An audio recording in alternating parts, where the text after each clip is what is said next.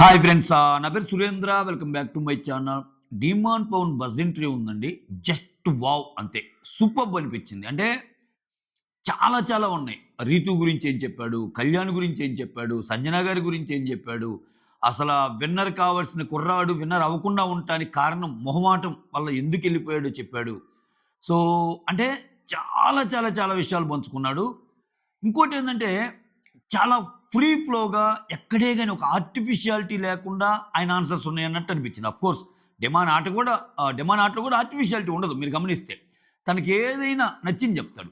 ఈ ప్రాసెస్‌లో దివ్య గురించి తనకున్న బాండ్ చెప్తాడసలు. అంటే 'బిగ్ బాస్'కొచ్చే ముందు దివ్య ఫోను చేసి సతాయించాడంట. రావాలి, రావాలి, రావాలి నువ్వొస్తే రావాలని.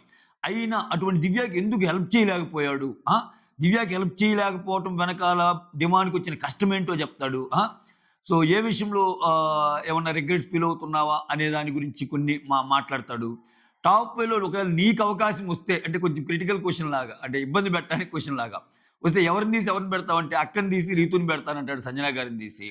సో ఇట్లా చాలా చాలా వాటికి ఆన్సర్ చేస్తాడు. అబోవ్ ఆల్ నాకేమనిపించిందంటే ఈ ఇంటర్వ్యూ చూస్తున్నంత సేపు అసల శివాజీ గారికి డిమాండ్ అంటే చాలా ఇష్టం అనేది కనపడిద్ది మనకి. అంటే కొన్ని కొన్ని క్వెషన్స్ అడగటంలోనూ అట్లా గాదు. ఆ ఫేషియల్ ఎక్స్‌ప్రెషన్స్‌లో గాని, ఆ వార్మ్ హగ్‌లో గాని, తన గురించి మాట్లాడే మాటల్లో గాని, కొంచెం ఏదో ఇంటర్వ్యూ మాట్లాడాలి కాబట్టి మాట్లాడుతున్నాడా? లేకపోతే చాలా ప్రేమతో మాట్లాడుతున్నాడా? అనేది ఇట్టే అర్థమైపోద్ది. కొంచెం మనసు పెట్టి ఆలోచిస్తే.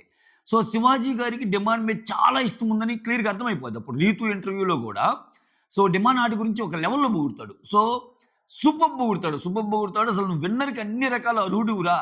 కాకపోతే కొన్ని కొన్ని వాటి వల్ల పోయావు. అన్నట్టంటే జాగ్రత్తరా దారి తప్పకు అంటే, దారి తప్పితే నువ్వు ఉన్నావు గదన్నా అంటాడు డిమాండ్. అంటే దారి తప్పకుండా నేను చేస్తానురా అటువంటి చిన్న చిన్న క్యూట్ క్యూట్ డైలాగులు. సో, వాళ్ళ ఫ్యామిలీ గురించి చెప్పే విధానం, డబ్బులు ఎందుకు తీసుకోవాల్సొచ్చింది అనడానికి ఆయన ఇచ్చిన లాజికల్ కంక్లూజన్ ఎక్సలెంట్ అంతే. ఓకే. ఇవన్నీ మాట్లాడుకుందాం. మీరు చేయాల్సిందల్లా ఏందంటే ఒక లైక్ కొట్టి స్టార్ట్ చేయటం. ఒక లైక్ కొట్టి స్టార్ట్ చేస్తే ఈ వీడియో ఎక్కువ మందికి రీచ్ అవుద్ది. ఎక్కువ మందికి రీచ్ అవుద్ది. యెస్. ఇక్కడ శివాజీ గారు రావడంతోనే ఇక్కడ నేనొక మాట చెప్పాను మీకు ఎంతమందికి గుర్తుందో లేదో. సో, టాప్ 5 మొత్తానికి ఇలా షీల్డ్ ఇచ్చే ప్రాసెస్ జరగొచ్చు. ఇతనికేమో ఏదో ఒక ఇట్లా లవర్ బాయ్ లెక్క ఇట్లా నెక్స్ట్ ఎంటర్‌టైనర్ కిందేమో ఇమాన్యుల్‌కి, సంజన గారి గురించేమో ఒక స్ట్రాంగ్ లేడీ అన్నట్టు. కాబట్టి ఇది ఇప్పుడు ప్రోమోలొచ్చాక చెప్పిన మాట కాదండోయ్ ఇది. నా ఫస్ట్ ఇంటర్వ్యూలోనే చెప్పా. ఫస్ట్ ఇంటర్వ్యూ ఆహ్, రివ్యూలోనే. సో, ఇవన్నీ జరగొచ్చు అని. సో, అలానే ఎంటర్‌టైనర్ ట్యాగ్ వచ్చింది. ఇక్కడ లవర్ బాయ్ ట్యాగ్ వచ్చింది. ఇట్లా అట్లా జస్ట్ మనం చెప్పినవి జరుగుతున్నప్పుడు గెస్ చేసి చెప్పినవి జరుగుతున్నప్పుడు చిన్న ఆనందం ఉంటది కదా! ఆ ఆనందాన్ని షేర్ చేసుకుంటున్నా అంతే మీతోటి. ఇక్కడ ఇంట్రడక్షనే సూపర్‌గుంటది. మంచి అంటే నువ్వు ఒక ప్రేమికుడివి, మన్మధుడివి, I'm a lover also, fighter also అన్నట్టు పెట్టి రెమో సాంగ్ ఏస్తాడు. టట్టనడంట వస్తాడు రెమో, టట్టడంటాడ రెమో అన్నట్టు. సో, సూపర్‌గా అనిపించింది. సో, డిమాండ్ వచ్చేటప్పుడే శివాజీ గారి ఇంట్రో ఎలా ఇస్తాడంటే, కొంతమంది ఆశతో వస్తారు. కొంతమంది ఆశయంతో వస్తారు. కొంతమంది ఆలోచనతో వస్తారు. ఆ ఆలోచన వెనకాల వాళ్ళ ఫ్యామిలీని ఒక మిడిల్ క్లాస్ సంబంధించిన ఫ్యామిలీ నుంచి వచ్చే పనైతే, సో, ఆ ఆలోచనలతో ఆ! వాళ్ళకెలా హెల్ప్ చేయాలి? ఫ్యామిలీ కోసం ఎలా కష్టపడాలి? మధ్య తరగతి నుంచి వచ్చిన కుర్రాళ్ళు ఆటిని నెరవేర్చుకోవటానికి ఆడే ఆట ఏదైతే ఉంటదో అది బాగుంటది. ఓకే. అని చెప్తా. సో, కప్పు గెలుచుకోవటానికి అర్హతలు ఉన్న ఒక దమ్మున్న ప్లేయర్ అంటాడబ్బా! పెద్ద మాటిది. పెద్ద మాట, సూపర్బ్ మాట. నిజంగానే దమ్మున్న ప్లేయర్ అతను. దమ్మున్న ప్లేయర్.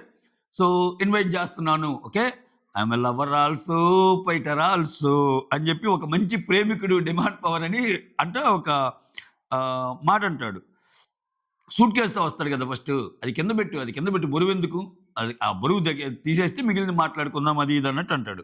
అయితే ఆహ్, నీ కోసం ఒకటి ఇద్దామనుకుంటున్నాను అంటాడు. అది ఆ ప్రేమికుడు మన్మథ ట్రోఫీ ఇచ్చేటప్పుడు. మన్మథ షీల్డ్ ఇస్తాడు కదా! అంటే నీ కోసం ఒకటి ఇద్దామనుకున్నా అంటే పంచ్ డైలాగులు. డిమాండ్ పవన్ పంచ్ డైలాగులు భలే ఉంటాయి వన్ లైనర్స్ అన్నీ.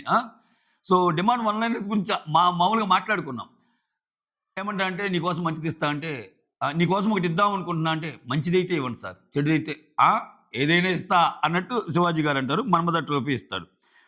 మన్మథ వాట్ యూ కాల్ దాన్నేమంటారు షీల్డ్. ఓకే. ఆ తర్వాత ప్రేమికుడు అంటే, ప్రేమికుడినేం గాదులే సార్ అన్నట్టు అంటాడనమాట డిమాన్. ఆ తర్వాత డిమాన్ 5 ఇచ్చినప్పుడు వద్దన్నావు. 7.5 ఇచ్చినప్పుడు వద్దన్నావు. 10,00,000 ఇచ్చినప్పుడు వద్దన్నావు. 15,00,000కి మాత్రం కొంచెం కదలికొచ్చింది అన్నట్టంట.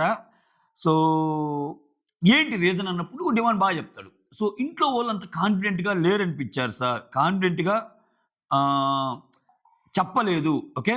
నీ ఇష్టం అన్నారు అన్నట్టు. అంటే దాంట్లో రకరకాల ఆలోచనలు గదా! నీ ఇష్టం అన్నప్పుడు ఏంది? అంటే ఖచ్చితంగా డబ్బులు తీసుకో అంటే, అరే! నువ్వు విన్నర్, రన్నర్ పొజిషన్‌లో లేరు అని. నీ ఇష్టం వచ్చినట్టు తీసుకుంటే ఏమో రన్నర్, విన్నర్ పొజిషన్‌లో ఉన్నామా? లేపోతే లేమా? ఇట్లా రకరకాల డౌట్‌లకి క్రియేట్ చేసిన సందర్భం అది. నీ ఇష్టం అన్నప్పుడు. సో, ఎందుకైనా మంచిది అవసరం ఉంది గదా! అన్నట్టు. అంటే ఏం జరిగిద్దో మనకి తెలీదు గదా! సో, అందుకని 15,00,000 తీసుకున్నాను అన్నట్టు చెప్తాడు. ఏదైనా జరగొచ్చు గదా! ఈ ప్రాసెస్‌లో రన్నరు, విన్నర్ అయినా తీసుకోవద్దన్నట్టు అనుకోవచ్చు. లేకపోతే అది కాదు గాబట్టి నీ ఇష్టం నువ్వు నీ ఇష్టం వచ్చింది తీసుకో అన్నట్టు అనొచ్చు అనుకోని మొత్తానికి మా అమ్మా, నాన్నని అడగటం వల్ల ఒక కంక్లూజన్ వస్తే దాన్ని బట్టి డిసైడ్ అవుదాం అనుకున్నోళ్ళకి అందుకే డిమాండ్ తెలివిగా ఉంటాడు. మా అమ్మా, నాన్నతో మాట్లాడాలి అంటాడు. మా అమ్మా, నాన్నతో మాట్లాడాలన్నప్పుడు నీ ఇష్టం అంటారు. ఇక్కడ కళ్యాణ్ వాళ్ళ పేరెంట్స్ ఏమంటారు? కప్పు అసలు డబ్బులు అసలు వద్దు నాన్న అంటారు. తనూజ వాళ్ళ సిస్టర్ అండ్ ఈళ్ళేమంటారు? అస్సలు డబ్బులు వద్దు నాన్న అన్నట్టు అంటారు. డబ్బులొద్దు అక్క అన్నట్టు అంటది ఆ అమ్మాయి. సో, ఇక్కడ డిమాండ్‌కి అలా అనలేదు గదా! డబ్బులొద్దు అన్నా. నీ ఇష్టం అన్నారు. నీ ఇష్టం అంటే కొంచెం ఏదో ఉన్నట్టు గదా! దాన్ని క్యాచ్ చేయగలుగుతాడు. క్యాచ్ చేయగలుగుతాడు. సో, డిమాండ్‌కి గూడా తెలుసు. సో, ఆ ఇంట్లో ఆయన పొజిషన్ ఇంతటితో ఆగిద్దని. ఎందుకంటే ఆయన చాలా సార్లు అంటాడు. కొంచెం నేను నెక్స్ట్ సీజన్‌కొచ్చి ఇంకా బాగా గేమ్ ఆడాలి. ఈ గేమ్‌లో నా ఇండివిడ్యువల్ గేమ్ కనపడి ఉండదు చాలా మందికి అన్నట్టు అంటాడు. ఓకేనా? ఆ తర్వాత ఆహ్, శివాజీ గారు. అరే డిమాండ్ ఈ 2 వీక్స్‌లో నువ్వు చూపించిన ఆట, వెటకారం, గేమ్స్ ఆ గోదావరి ఎటకారం, కామెడీ ఇవన్నీ చూపిస్తే విన్నర్‌రా నువ్వు. ఈ మాట చాలా సార్లు అంటాడు. విన్నర్‌రా, విన్నర్‌రా అని. నిజంగా. అంటే నాకు త్రూఅవుట్ ఇంటర్వ్యూ శివాజీ గారు ఒక తమ్ముల్లాగా ట్రీట్ చేసి మాట్లాడిన మాటలు చాలా బాగా అనిపించినాయి. అంటే నీకు నేనున్నానురా అని భరోసా కూడా ఇస్తాడు లాస్ట్‌లో. సూపర్ అనిపించింది. అందరికంటే డిమాండ్ ఇష్టమేమో శివాజీకి అన్నట్టుంది. ఒక రకంగా చెప్పాలంటే. అది చూస్తే మీకు అర్థమైద్ది. మీరు చూడండి. ఓకేనా? ఈ 2 వీక్స్‌లో గేమ్ ఇలా ఆడితే విన్నర్ మెటీరియల్ రా నువ్వు అన్నట్టంటే మొహమాటంతో కొంచెం ఎక్కువ నా గేమ్ పోయిందన్న అన్నట్టు చెప్తాడు. ఓకే. సో, అవునురా!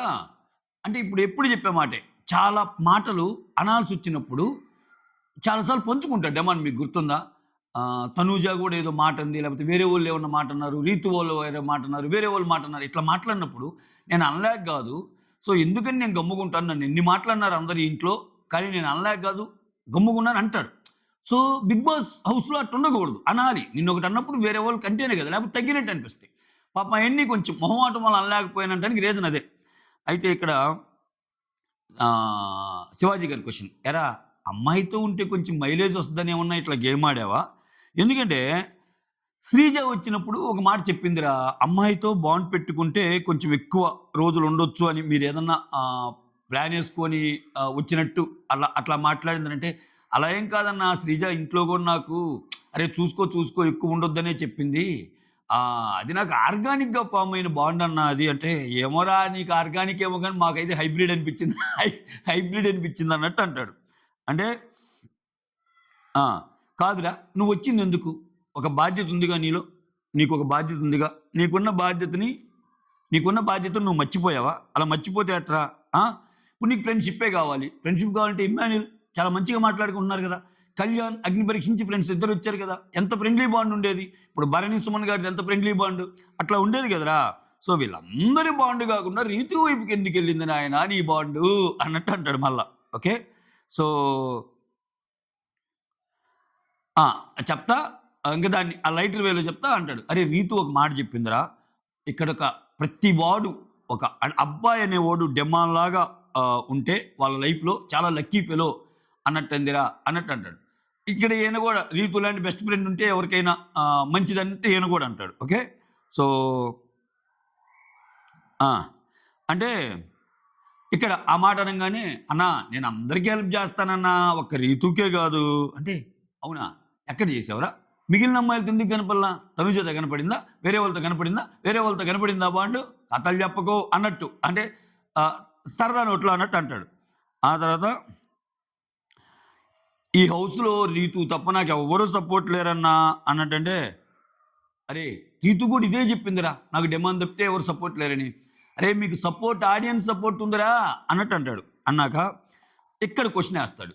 అరే డిమాండ్, బయటికెళ్ళాక రీతు ఒకవేళ ఐ లవ్ యూ చెప్తే నువ్వేమంటావురా అన్నట్టంటే ఇక్కడ చాలా బాగా చెప్తాడబ్బా. డిమాండ్ ఆన్సర్ నాకు అసలు చాలా చాలా మెచ్యూరిటీగా చెప్తాడు.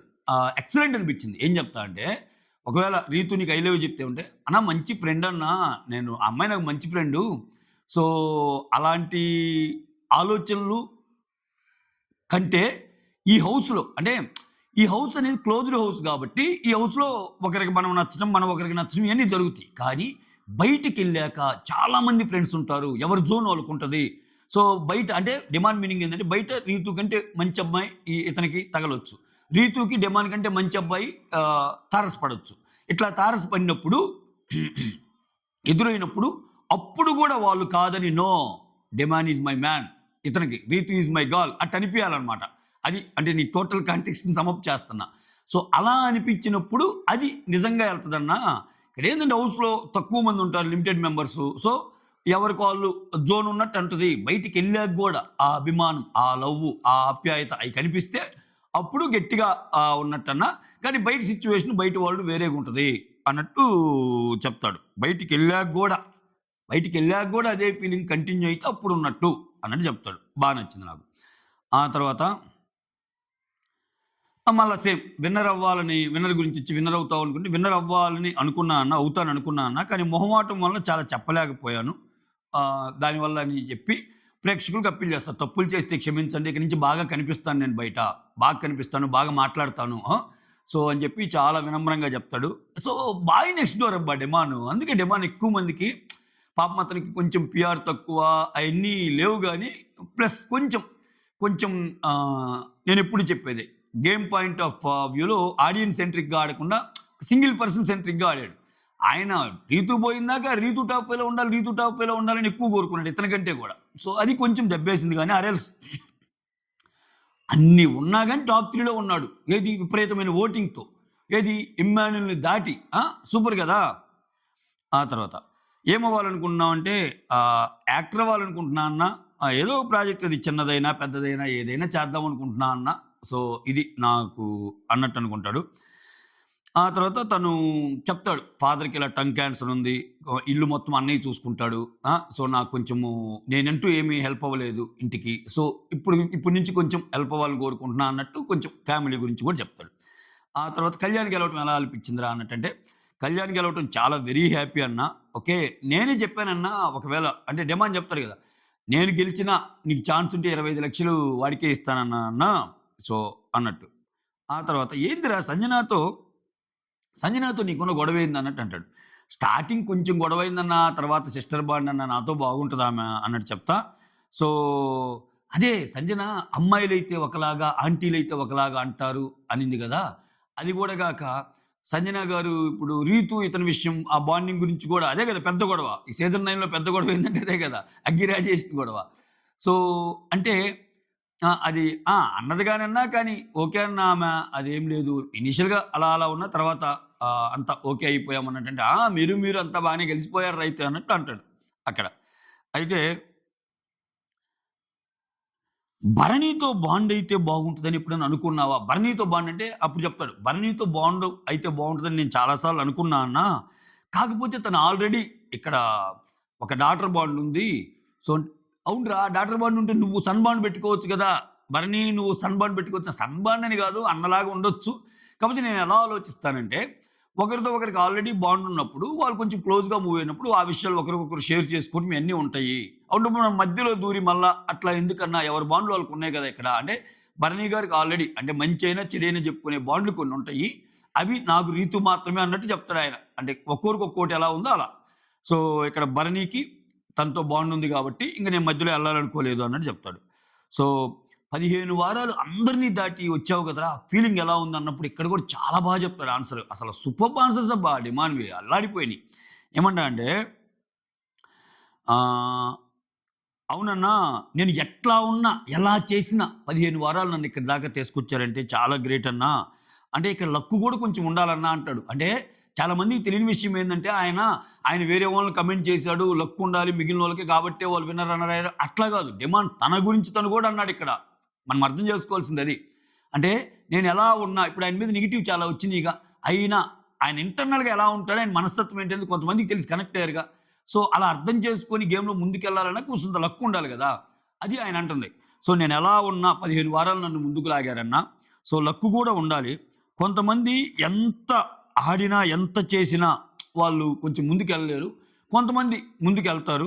సో, ఇవన్నీ సహజం అన్నట్టు జెప్తాడు. సో, ఆయన అనటం గూడా లక్కీగానే ఫీల్ అవుతున్నాడు. అది మీరు అర్థం జేసుకోవాల్సిన విషయం. ఓకేనా? సో, ఇక్కడ నాకు మా అమ్మ ఆనందంగా ఉందన్న, మా నాన్న ఆనందంగా ఉన్నాడు. ఫ్యామిలీ చాలా హ్యాపీగా ఉందన్న, వాళ్ళ ఫ్యామిలీ చాలా హ్యాపీగా ఉండటం నాకు బాగా నచ్చే విషయం. మా అమ్మగారు ఆనందంగా ఉండటం చూసి నేను బాగా ఆనందపడ్డాను అన్నట్టు చెప్తాడు. సరేరా నువ్వు బాగా సినిమాలు చూస్తావు కదా! నచ్చిన సినిమా డైలాగ్ ఒకటి చెప్పరా అంటే ఇంకా 'ప్రభాస్' డైలాగు. ఆడి కొడుకొచ్చాడని చెప్పు అని 'మిర్చి' డైలాగ్ ఉంటది కదా! అది కొడతాడు. అది కొట్టంగానే సూపర్‌రా! ఇది కదరా మనకు కావాల్సింది. ఇదిరా! ఈ పైర్‌రా! ఇది కదరా విన్నర్ అవ్వటానికి మనకి ఇటువంటివి కదరా అన్నట్టు అంటాడు మళ్ళా. ఆ తర్వాత ఆ! ఇక్కడ 'దివ్య' టాపిక్ తెస్తారు. ఆహ్, షోకి వచ్చినప్పుడు 'దివ్య' గురించి ఏం చెప్తా అంటే 'అగ్నిపరీక్ష' టీమ్‌లో షోకొచ్చే ముందు నువ్వు రావాలి అని సతాయించేవంట దివ్యకి. నువ్వు గూడా వస్తే బావుంటది అది ఇదని. అంటే ఆమె ఫస్ట్ వచ్చిన మెంబర్స్‌లో ఏమి లేదు గదా! తర్వాత గదా వచ్చింది. సో, చాలా అంటే దివ్య, డిమాన్‌కి చాలా క్లోజ్. వీళ్ళిద్దరు లైక్ మైండెడ్ పీపుల్. అందుకే దివ్య గూడా బయటకొచ్చాక చూడండి. సో, దివ్యకి, రీతూకి పడదు. కానీ డిమాన్‌కి ఎప్పుడు సపోర్ట్ చేస్తుంటది. సపోర్ట్ చేస్తుంటది. నీ ఆట నువ్వు వాడరా, నీ ఆట నువ్వు వాడరా అంటానే ఉంటది దివ్య. ఏం చేద్దామే రీతు కోసం ఇట్టంటుంటాడాయన. అంటే దివ్యతో కూడా ఒక మంచి రిలేషన్ ఉంది డిమాన్‌కి. ఒక బ్యూటిఫుల్ రిలేషన్ ఉంది 'అగ్నిపరీక్ష' టైమ్‌లో. దీన్ని బట్టి అర్థమవుతుంది.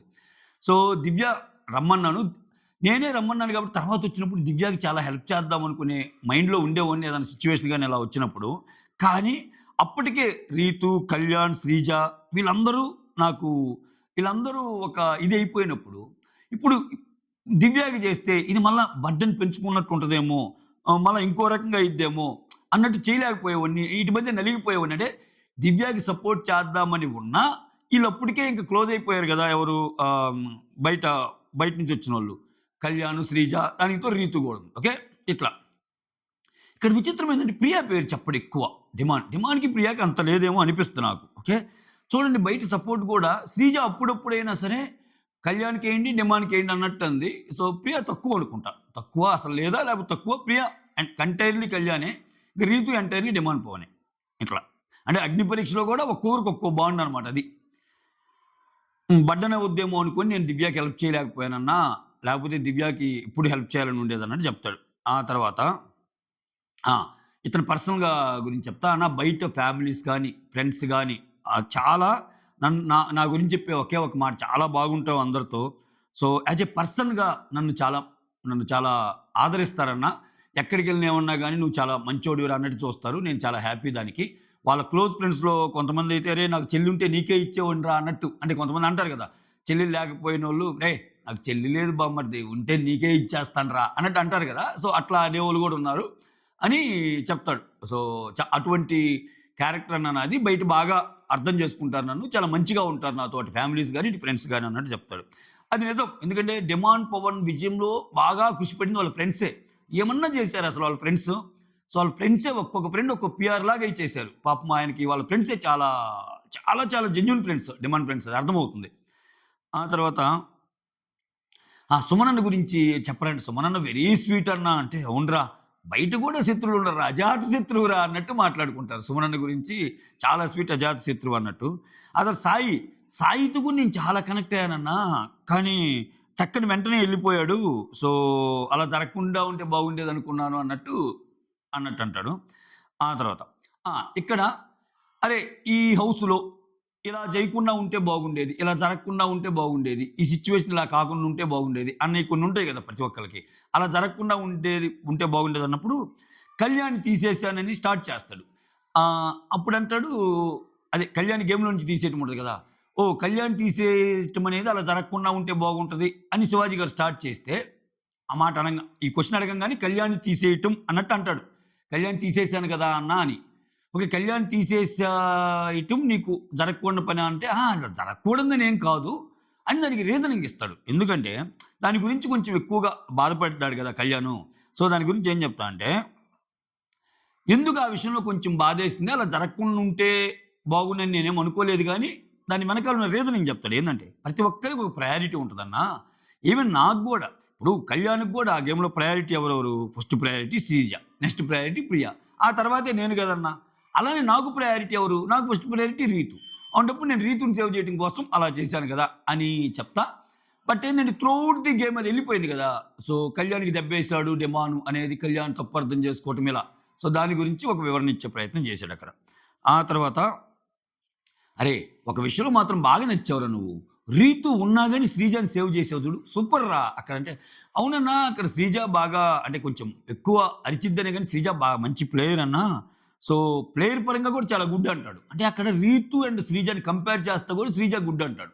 అందుకే డెమాన్‌లో కొన్నేందంటే, ఆయన స్టేట్మెంట్సు చాలా ఇప్పుడు కళ్యాణ్ ఉన్నాడనుకో, కళ్యాణ్, తనూజ వేరే వాళ్ళు గుడ్ ఎవరంటే అపోజిట్ ఉంది ఎవరైనా తనూజనే అంటాడాయన. సో, డిమాండ్ ఏంటంటే సిట్యుయేషనల్‌గా, గేమ్ పరంగా ఏది ఎవరికి యాప్ట్ అయితే వాళ్ళ పేరే చెప్తాడు. ఇప్పుడు నీకు సహాయం చేసింది ఎవర్రా? హౌస్ మొత్తం మీద రీతు అనే అంటాడు. అక్కడ రీతుకి వాల్యూ ఇస్తాడు. బట్ వీళ్ళిద్దరిలో మంచి ప్లేయర్ ఎవర్రా? గట్టిగా ఆడింది ఎవర్రా? అంటే మళ్ళా ఇక్కడ నీకు శ్రీజ పేరు చెప్తాడు. అట్లా విషయాన్ని విడదీసి చూడటంలో డెమాన్. సో, శ్రీజ గురించి అలా చెప్తా. శ్రీజ మంచి ప్లేయర్ అన్న. ప్లేయర్‌గా గూడా చాలా గుడ్ అన్న. ఆ అమ్మాయి అంటే అవునురా! అమ్మో! చాలా స్ట్రాంగ్ ప్లేయర్ రా! అందరిని పెద్ద పెద్దోళ్ళందరిని గూడా మంచి గట్టిగా పోటీ ఇవ్వగలదురా, గట్టిగా మాట్లాడగలదురా అని జెప్పి చెప్తాడు. ఆ తర్వాత టాప్ 5లో ఒకరిని తీసేయాలంటే, "అన్నా ఏందన్నా ఇబ్బంది పెట్టే ప్రశ్న" అన్నట్టు చూస్తాడు. పెడతాడు మొహం. "లేదురా చెప్పు" అంటే టాప్ 5లో ఒకరిని తీసి ఒకరి ప్లేస్‌లో ఎవరిని రీప్లేస్ చేయాలంటే నేనైతే అక్కని తీసేసి, సంజనాని తీసేసి రీతుని పెడతానన్నా అన్నట్టు చెప్తాడు. అది కామనే. వీళ్ళు లాస్ట్‌లో ఇంట్లో 4, 3 రేషియోలో గ్రూప్స్ అవుతాయి. ఈళ్ళ నలుగురు ఒక బ్యాచి. కళ్యాణ్, తనూజ, డెమానిమ్ము ఈళ్ళ ముగ్గురు. సుమన్, భరణి అండ్ సంజన గారు. అప్పుడే అనుకుంటారు. మన నలుగురం ఉండాలిరా, మన నలుగురం ఉండాలిరా, మన నలుగురం ఉండాలిరా అని వీళ్ళ ముగ్గురిలో ఎవరొస్తే బాగుండు అనుకునే వాళ్ళు ఒక్కొక్కరికి ఒక్కొక్కరికి భిన్నాభిప్రాయాలు. తనూజకి ఈళ్ళ ముగ్గురిలో సీనియర్స్ ముగ్గురిలో భరణి గారు రావాలని. తనూజకి, కళ్యాణ్‌కి కూడా సంజన మీద అంత పెద్ద ఒపీనియన్ ఏమి ఉండదు. సో, కుదిరితే సుమన్ శెట్టి అయినా రావాలనుకుంటారు కానీ సంజన రావాలనుకోరు. విచిత్రం ఏందంటే ఒక ఇమ్మాన్యుల్‌కి కొంచెం ఉంటది. సంజన గారు రావాలని. ఇట్లా జరిగింది గదా! సో, ఆబ్వియస్‌గా ఏందంటే ఆహ్, వీళ్ళ నలుగురు కాకుండా ఇంకొకరన్నప్పుడు వాళ్ళు రీతు పేరే చెప్తారు. ఎందుకంటే వాళ్ళకి రీతు బాండ్ ఉంది కాబట్టి కొంచెం. సో, అక్కడ మనం తప్పుపట్టాల్సిన పనే లేదు. ఎందుకంటే ఇప్పుడు ఆయన ఫస్ట్ ఆటంతా ఆయన ఆట పోగొట్టుకొని మరీ ఆడింది రీతు టాప్ 5లో ఉండాలని. అలాంటప్పుడు సంజన కంటే రీతు టాప్ 5లో ఉండాలని చెప్పటం వెనకాల మనం నానార్థాలు ఎతుక్కోకూడదు. సో, అదైతే కరెక్ట్‌గా అని చెప్పాడేమో అనిపించింది. అంటే ఆయన వ్యూ నుంచి అవుతుంది. గేమ్ పరంగా రీతు టాప్ 5 సంజన టాప్ 5 అంటే అది వేరే మ్యాటర్. అది మనకు తెలుసు. ఖచ్చితంగా సంజన గారే ముందుంటారు. ఎందుకంటే ఈ సీజన్ క్రేజ్ తెచ్చిందే Sanjana. So, of course season end అయిపోయిందే సంజనతో. సీజన్ బజ్ గూడా ఎండ్ అవుతుంది కూడా సంజనతోనే. చూడండి. సీజన్ బజ్ ఇంటర్‌వ్యూస్ కూడా సంజనతోనే ఎండ్ అవుతాయి. అట్లా ప్లాన్ చేసాడు. ఓకే. ఆ తర్వాత అరే! ఫినాలేలో టికెట్ టు ఫినాలే ఖచ్చితంగా నేను కొడతానన్నావు గదరా! ఏందంటే బ్యాడ్ లక్ అన్నా అవన్నీ పెట్టేటప్పుడు చాలా టైం పట్టిందన్నా నేను చాలా అదే అవన్నీ సెట్ చేయలేకపోతాడు గదా! గేమ్‌లో. తనూజ వచ్చి మొత్తము సెట్ చేసేస్తది గదా! అక్కడ వాళ్ళు ముగ్గురు పెట్టారన్నా అప్పుడయింది. సో, నా బ్యాడ్ లక్ అన్నదంటే, ఏం గాదులేరా అన్నట్టు అంటాడు. ఓకే. ఆ తర్వాత last dialogue. "Demon all the best రా! నువ్వు చాలా పెద్ద స్థాయిలోకెళ్ళాలిరా! ఓకే. దారి తప్పొద్దురా" అన్నట్టంటే, "నువ్వున్నావు గదన్నా దారి తప్పితే" అన్నట్టు అంటాడు. "మీరున్నారు గదన్నా" అన్నట్టు. "దారిలో పెడతారా నువ్వు దారి తప్పితే" అన్నట్టు అంటాడు. చాలా మంచిగా అనిపించింది ఆ డైలాగ్. క్యూట్ అనిపించింది. సో, ఇండస్ట్రీలో ఎప్పుడైనా ఈళ్ళు కొంచెం కొన్ని సంవత్సరాల నుంచి ఉంటున్నోళ్ళకి, ఈ బడ్డింగ్ యాక్టర్స్ లాగా ఇప్పుడిప్పుడే వచ్చేళ్ళకి హెల్ప్ అవ్వాలి. ఇప్పుడు ఏమవుతుందంటే నాకు తెలిసి హ్మ్. అగ్ని పరీక్ష ఇంకేమైద్దంటే, ఇప్పుడు 'జబర్దస్త్' నుంచి ఒక మంచి కమెడియన్స్ వచ్చారు. చాలా మంచి మంచి కమెడియన్స్ వచ్చారు. వాళ్ళ జీవితాలు మారినియి. 'ఢీ' అనే ప్రోగ్రామ్ నుంచి మంచి మంచి డాన్సర్స్ వచ్చారు. అల్లాటప్ప డాన్సర్స్ కాదు. డాన్సర్స్ వచ్చి మెయిన్ హీరోస్‌కి ఇప్పుడు 'ప్రభాస్' అంటే, 'చరణ్' అంటే, 'ఎన్టీఆర్' అంటే, 'అర్జున్' అంటే, 'మహేష్ బాబు' అంటే, 'రామ్ చరణ్' ఈళ్ళందరికీ కొరియోగ్రాఫ్ చేసే రేంజ్‌కెళ్ళిపోయారు వాళ్ళు. సో, అట్లానే అంటే ఒక్కో షో నుంచి కొన్ని ఆణిముత్యాలొస్తున్నాయి గదా! ఇట్లా నాకేంటంటే ఇంక నెక్స్ట్ 'అగ్ని పరీక్ష' నుంచి సో, కొంచెం వాళ్ళకి ఏ ఫీల్డ్‌లో అయితే ఇష్టముంటదో వాళ్ళందరూ వచ్చేసే ఛాన్స్ ఉంది. 'అగ్ని పరీక్ష' ప్లాట్‌ఫార్మ్ దానికి ఉపయోగపడే విధంగా ఉంటదేమో అనుకుంటున్నా. సో, ఆ మార్క్ క్రియేట్ అయ్యిద్ది 'బిగ్ బాస్‌లో'. ఇప్పుడు చూడండి నేను యాక్టర్ అవుదామని ఇతను 'డిమాన్' యాక్టర్ అవ్వాలని వచ్చాడు. 'కళ్యాణ్' యాక్టర్ అవ్వాలని వచ్చాడు. సో మిగిలిన వాళ్ళు వేరు, కామనర్స్ వేరు. సో అట్లా వీళ్ళు ఆ నెక్స్ట్ లెవెల్‌లోకి ఎళ్ళిపోయి వాళ్ళ నటనలో పుంజుకుంటే కొంచెం మంచిగా. అయితే 'డిమాన్‌లో' మంచి యాక్టింగ్ స్కిల్స్ కూడా ఉంటాయి తెలుసా? అంటే ఆ డైలాగ్ డెలివరీ, డిక్షన్, డాన్స్, హావభావాలు, సో నటన, ఆ లవ్ యాంగిల్స్ పండించగలడు. ఆ! సో మొత్తం అల్టిమేట్ అబ్బా! 'డిమాండ్' మాత్రం మంచిగా, మంచిగా మంచి క్యారెక్టర్స్ వస్తే మాత్రం అల్లాడిస్తాడనిపిస్తుంది నాకు. ఓకేనా? So that's all. Thank you so much for watching my video. Signing off. Me Surendra. Like మాత్రం ముఖ్యం బిగులు.